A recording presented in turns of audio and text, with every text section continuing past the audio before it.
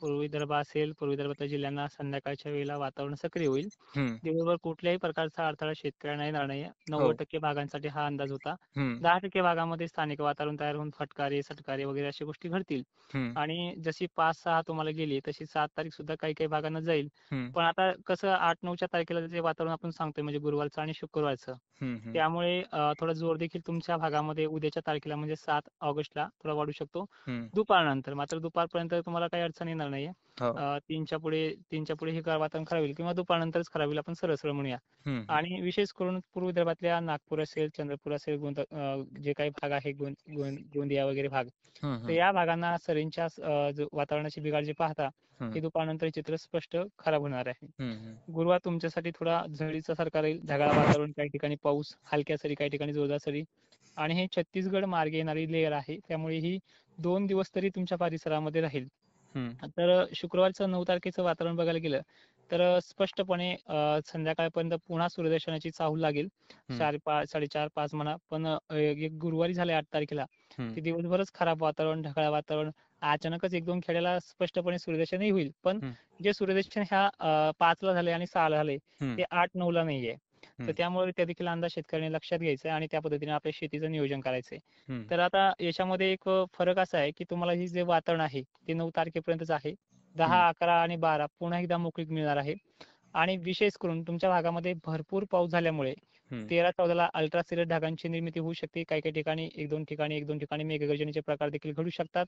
हं. पण तुमच्या परिसरामध्ये जसं मी मागे सांगितलं, की 50% पावसामध्ये कपात झाली आहे हं. आणि त्या पद्धतीने त्या पावसाच्या सरी देखील कमी पडताना दिसतायत आपल्याला ह्या 4-5 दिवसापासून. हो. हो. हो. तर 8-9 गेल्याच्या नंतर तुम्हाला 10-12ची तर विश्रांती आहेच. परत 13 तारखेला एकदा पाऊस होण्याचे चान्सेस आहेत. मेघगर्जनेसह पण भाग बदलत मोजक्या ठिकाणी. ज्यांना सोडलंय हं. त्यांना हे वातावरण खूप फायदेशीर राहील. त्यानंतर तुमच्या भागामध्ये 12-13 नंतर उघडीप आहे. हं. परत हं. 19-20 तारखेपर्यंत पुन्हा नाही टेन्शन तुम्हाला. हं. हं. आणि इकडा विचार केला आपण जालन्याचा, मध्य महाराष्ट्राचा, मराठवाड्याचा, हं. तर यांना सुद्धा एक 8-9च्या कालावधीमध्ये 8 तारखेला गोंगारण येईल, बारीक शितोडे पडतील, ढगाळ वातावरण, एक झडीसारखं स्वरूप दिसेल. हं. हं. पण याच्यामध्ये ह्या जालन्याला, पश्चिम महाराष्ट्राला, खानदेशाला आणि 8 तारखेला सांगली, सोलापूरला एवढा मोठा फटका नाहीये. हं. हं. पण जर अंदाज तुम्ही व्यवस्थित ऐकत असेल शेतकरी बांधवांनो, तर एक 9 तारीख नाशिक क्षेत्राला पुन्हा एकदा मध्यम ते संततधार पावसाची आहेच. नाही म्हणता येत नाही. हं. 9 तारीख आहे, 9 ऑगस्ट आहे. हं. तर 9 ऑगस्टमध्ये जो काही सांगली परिसर असेल, पश्चिमेकडील भाग, साताऱ्याचा पश्चिमेकडील भाग, नगर जिल्ह्यातही काही ठिकाणी हलक्या ते मध्यम पावसाची रडार बनलेला आहे, तो देखील होणार आहे.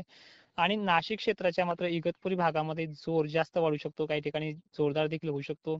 सिन्नर, निफाड पट्ट्यामध्येही भाग बदलत पाऊस आहे. हं. उत्तरेकडील भाग जो असेल नाशिकचा, इथेही जोर वाढणार आहे.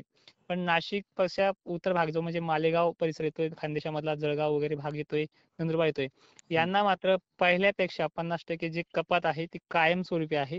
हं. पडला पाऊस 1-2 ठिकाणी 90% मोकळीक असून 10% भागांना जास्त कमी पडू शकतो. हं. पण हं. काळजी करण्यासारखं आता चित्र महाराष्ट्राला पुन्हा नाहीये.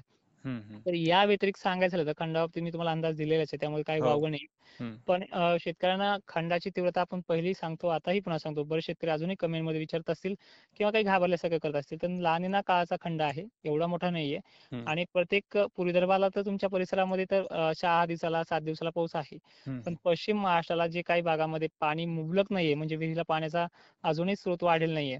हं. आणि हं. इकडे निलंगा परिसर असेल, लातूरचा उत्तरेकडील भाग असेल, काही ठिकाणी धाराशिवमध्येही असे गाव आहेत. हं. हं. साताराच्या जे काही जत असेल, सांगलीचा जत वगैरे भाग असेल, पंढरपूर परिसर असेल, इकडे सोलापूरचा, तर बीडमध्येही काही असे गाव आहेत. पाणी ज्यांना आलं नाहीये त्यांना थोड्या खंडाच्या झाडा बसणार आहेत. त्यामुळे त्यांनी काळजी करण्याचं काही सुद्धा कारण नाही. हं. पण ही परिस्थिती ही गेल्या वर्षी सारखी नाहीये. फक्त हा शब्द ध्यानात ठेवायचा आहे.